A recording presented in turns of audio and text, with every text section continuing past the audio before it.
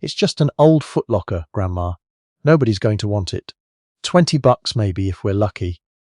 Those words came out of the mouth of a young woman named Cassie Drummond, 26 years old, standing in the driveway of her grandmother's house in Fayetteville, North Carolina, on a Saturday in March, wearing yoga pants and a University of Tennessee hoodie and the impatient expression of someone who had 3 other things she'd rather be doing. She didn't mean anything cruel by it. That's the thing people always miss. She simply did not know. The man across the folding table from her was 79 years old. His name was Leonard Alton Pruitt. He had driven 40 minutes from his house in Rockingham that morning in a white Chevy Silverado with 211,000 miles on it and a crack in the windshield he kept meaning to get fixed. He wore a grey quilted vest over a blue chambray shirt, work pants the colour of dried mud, and boots that had been resoled twice. His hair was white and cut close, and his hands, which were large and scarred across the knuckles of the right one, had stopped shaking 3 years ago, which he considered one of the few genuine victories of his 70s. He had not planned to stop at the Mabry estate sale. He'd passed the sign on Ramsey Street, handwritten in red marker on a piece of cardboard, "Estate sale today, 8 to 1, everything must go," and pulled over the way some men pull over for a hawk sitting on a fence post. Not because they need anything, because something in them still responds to certain things. The Mabry house was a brick ranch from the 1960s, well kept, with a magnolia in the front yard and a flag holder beside the door that still held a flag, a Marine Corps flag faded to a pale red. Leonard Pruitt saw the flag from the street. He sat in the truck for a moment before he got out. The sale was run by 2 young women, the granddaughter Cassie and a friend of hers, both of them with the cheerful efficiency of people who have never had to think too hard about where things come from. There were 4 folding tables on the driveway and 2 more in the open garage. Kitchen appliances, fishing gear, a recliner with a note taped to the arm, good condition, firm cushion, a set of golf clubs nobody had used in a decade, and at the far end of the garage, pushed back against the wall next to a water heater, and a bag of rock salt, a green canvas footlocker, military issue, with the name Mabry stenciled in black letters on the side, and a combination lock hanging open at the hasp. Leonard walked past the kitchen appliances and the fishing gear and the recliner. He stopped at the footlocker. He stood looking at it the way a man looks at a thing he is not sure he recognizes. It was a standard military footlocker, the kind issued to Army enlisted men from the late 1940s through the 1970s. Olive drab canvas over a plywood frame with steel corner reinforcements and a steel hasp. This particular one had a long scrape along the right side where something sharp had dragged across it, and the canvas over the left front corner had been burned, not badly, just scorched, in an irregular patch about the size of a man's hand. Leonard Pruitt looked at the burn mark for a long time. He did not touch the footlocker. He walked back to the driveway and found the young woman with the clipboard. "That footlocker in the back," he said. "What are you asking for it?" Cassie looked up. "Oh, that old thing. I mean, it's mostly just old papers and stuff inside. We haven't really gone through it. Grandma said we could just sell the whole thing, as is." She shrugged. $20? We really just need it gone." Leonard looked at her for a moment. He was quiet the way certain men are quiet, not uncomfortably, just completely. He said, "Is it all right if I open it?" She waved a hand. "Sure, go ahead."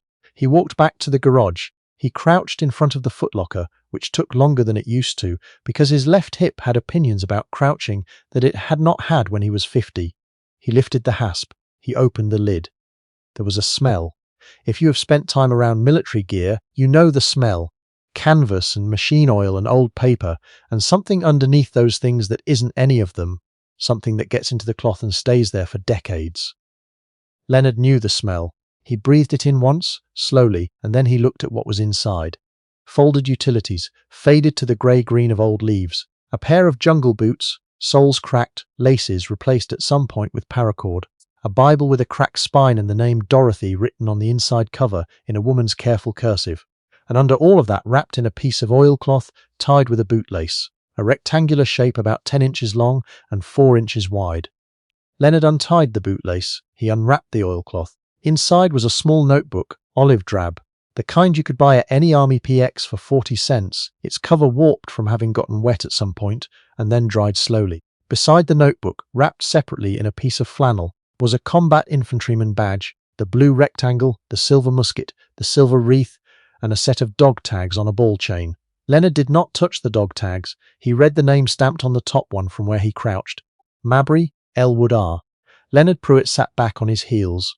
He put one hand on the edge of the footlocker to steady himself. He sat like that for what felt to him like a very long time, but was probably 30 seconds.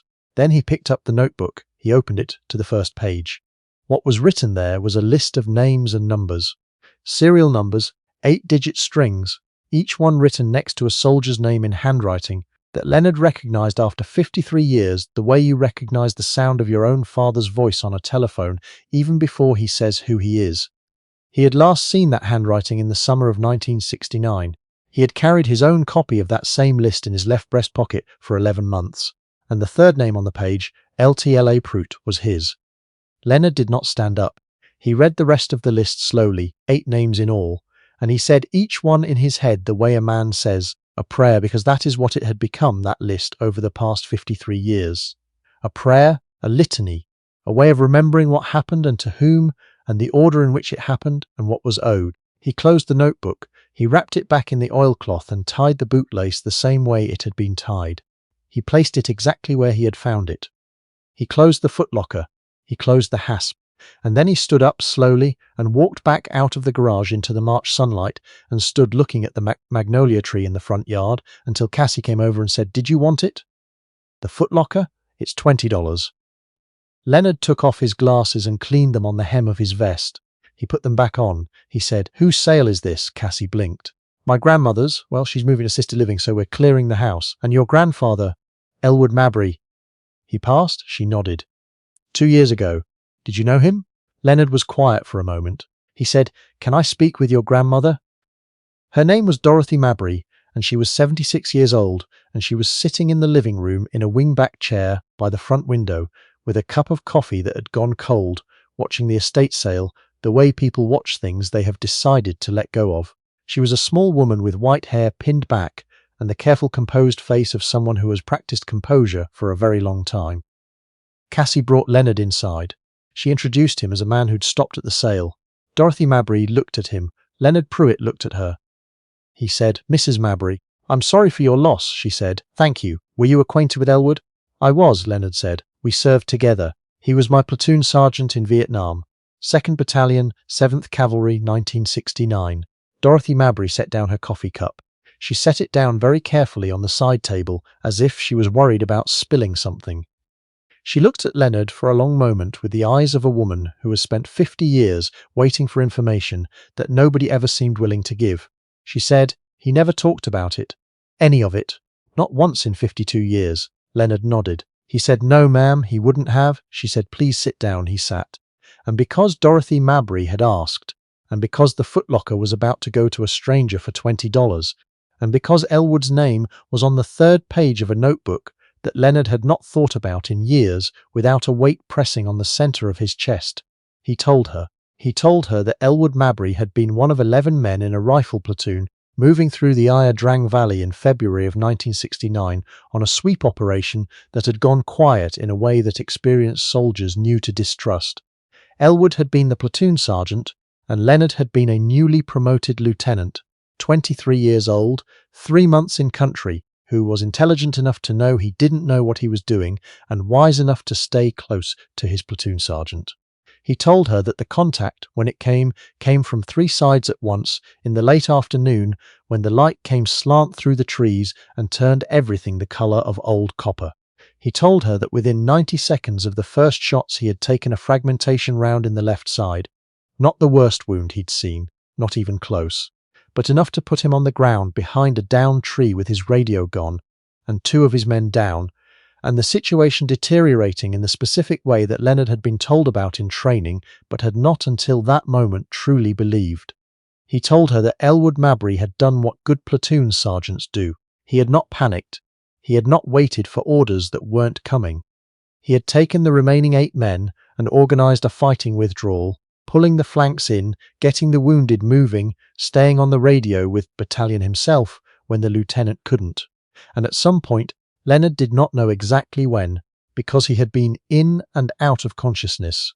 Elwood had come back for him specifically, had dragged him 40 yards through undergrowth to a shallow depression where 2 of the other men had established a hasty perimeter, and had told him, in a voice that sounded annoyed rather than frightened, "Sir, you need to stay awake," and had put his own hand on the wound and kept it there for the better part of an hour until the medevac came in.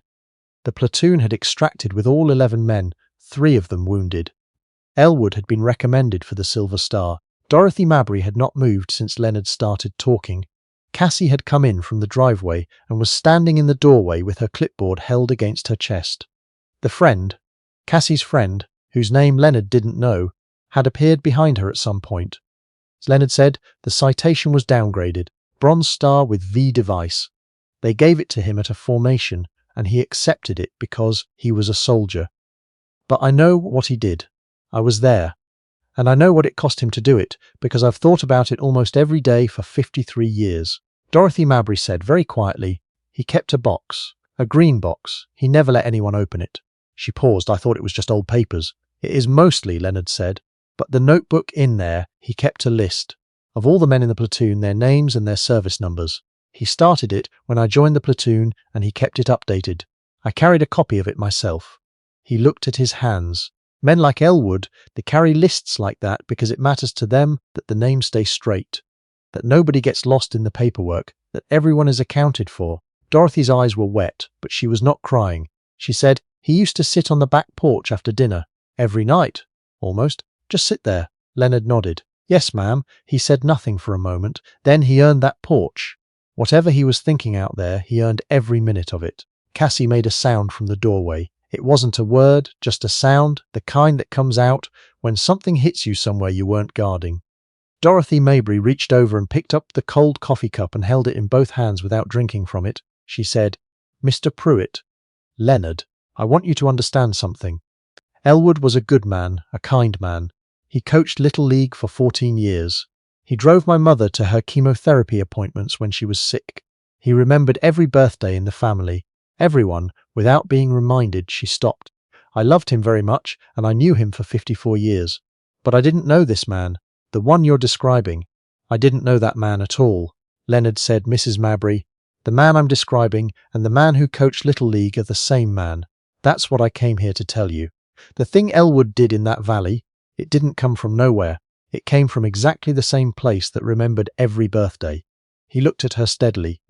"Men like him don't stop being who they are just because the circumstances change. They just stop talking about it." Cassie stepped into the room. She sat down on the edge of the couch, close to her grandmother. She said, "I didn't know. Grandma, I didn't know." Dorothy patted her hand once, twice. Leonard sat with them for another hour. He told them the daily stories, not the combat, but the rest of it. The way Elwood had kept instant coffee in his breast pocket at all times and shared it with anyone who asked without being asked twice. The way he'd fixed the platoon medic's radio with a piece of wire and tape and 45 minutes of focused silence and then said nothing about it and let the medic take the credit.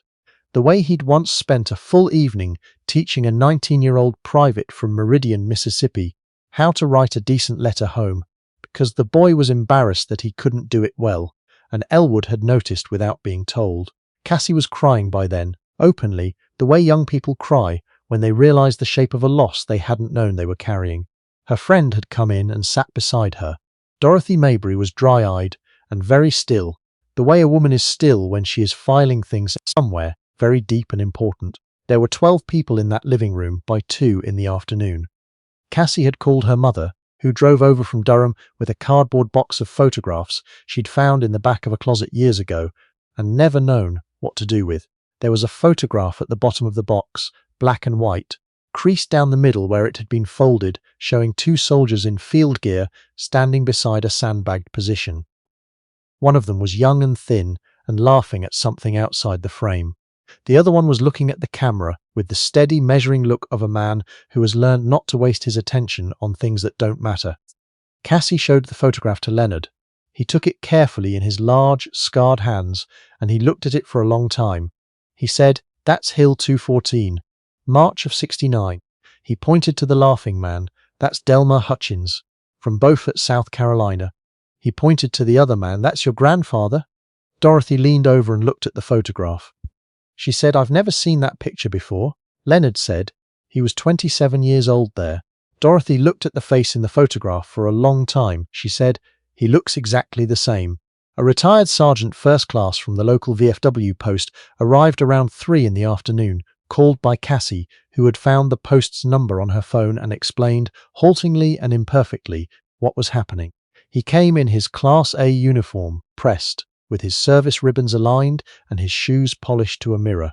And he stood in the living room of the Mabry house, and he looked at the Footlocker, which Cassie had brought inside from the garage, and he looked at Leonard Pruitt, and then he stood at attention and rendered a salute that held for 3 full seconds. It was the first time in 53 years that anything in that house had been saluted. Dorothy Mabry watched it happen and said nothing.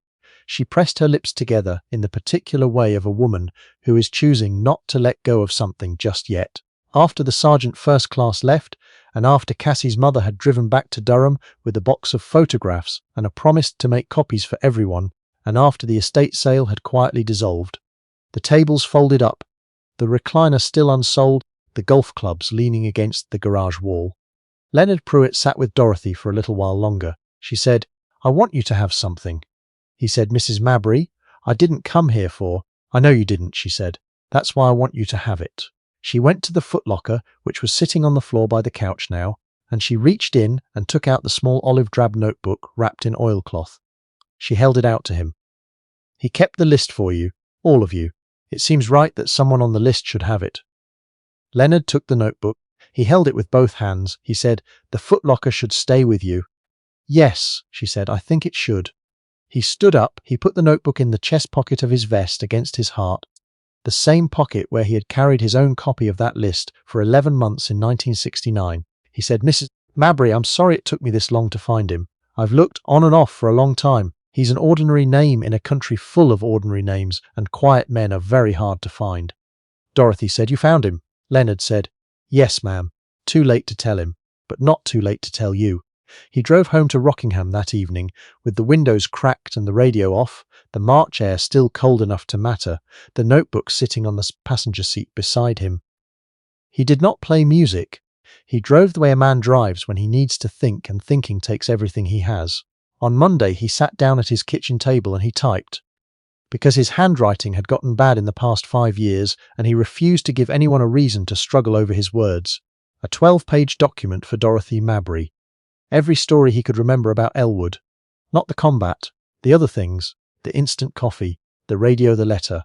The time Elwood had found a kitten in a bombed-out building in a village east of Pleiku and carried it inside his jacket for 2 days until he found a Vietnamese family who would take it and had told no one. And Leonard had only found out because Delmar Hutchins had seen it happen and laughed about it for a week. He printed the document, paper-clipped the pages together, and drove it to the post office himself, because that was the way Leonard Pruitt did things, and he was 79 years old and not planning to change. 2 months later, Cassie Drummond called him. She had found his number through the VFW contact. She asked if she could bring something over. She drove to Rockingham on a Saturday morning in May with her mother. They brought a photograph, enlarged, framed, the black and white picture from Hill 214 in March of '69 art, and they set it on Leonard's kitchen table, and he looked at it for a long time without speaking. Cassie said, "Grandma wanted you to have it." Leonard said, "How is your grandmother?" Cassie said, "She's okay. She's settled in at the new place. She has the Footlocker in her room. She said the neighbours keep asking about it. She tells them the whole story now." Leonard looked at the photograph. He said, "Good, that's good." He hung it in his living room, above the fireplace, next to a USMC photograph from his own service. The two pictures separated by 40 years and a few thousand miles of American history. His daughter, who lived in Greensboro and came to see him twice a month, asked about the new photograph on her next visit. He told her the story, all of it, from the sign on Ramsey Street to the notebook in the oilcloth to the salute in Dorothy Mabry's living room. His daughter, whose name was June and who had spent her whole life knowing her father was quiet about certain things without knowing why, sat at the kitchen table and listened to all of it without interrupting. When he finished, she sat there for a while. Then she said, "Dad, why didn't you ever tell me this before?" Leonard considered the question seriously, the way he considered most things. He said because it was Elwood's story too, and he was still here until 2 years ago. It didn't feel right to tell it before he could say whether he wanted it told. June said, "And now?" "And now," Leonard said, "someone needs to tell it." He looked at the photograph above the fireplace. The two soldiers, side by side on a hillside in 1969, young in a way that neither of them had stayed. Because there's a woman in Fayetteville who spent 52 years married to a man she loved but didn't fully know, and she deserved to know him. June drove home to Greensboro that evening and called her own daughter, who was 9 years old and had never met a veteran and had never thought much about what that word meant. She told her the story the way Leonard had told it to her, leaving out some parts and keeping others, the way you do when you're passing something along to someone younger. Her daughter listened with the particular attentiveness of a child who has recognized that an adult is saying something true. At the end, her daughter said, "Did the old man get to keep the list?" June said yes. He carried it home in his pocket. Her daughter thought about that. Then she said, "Good, someone should keep the list."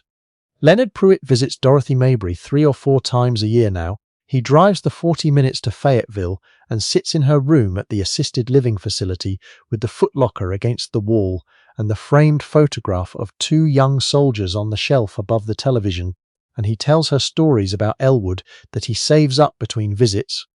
Small things he remembers that he thinks she would want to know. She serves him bad coffee out of a machine down the hall, and he drinks it without complaint, because he has been drinking bad coffee without complaint since 1968.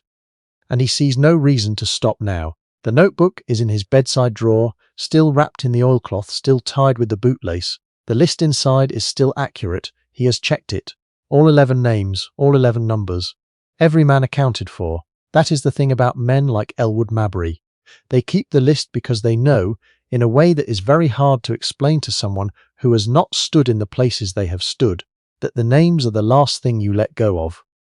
The names are what you carry when you can't carry anything else. The names are how you know, at the end of a long quiet life on a back porch in Fayetteville, that the thing you did was real, that the men you were responsible for were real, that it mattered, that you were there, and that you did not leave anyone behind. Dorothy Mabry knows that now. Her grandchildren know it. Cassie, who said $20, maybe, if we're lucky, without knowing what she was looking at. She knows it now, and she will not forget it, and she has already begun to tell it. That is all any of them ever needed.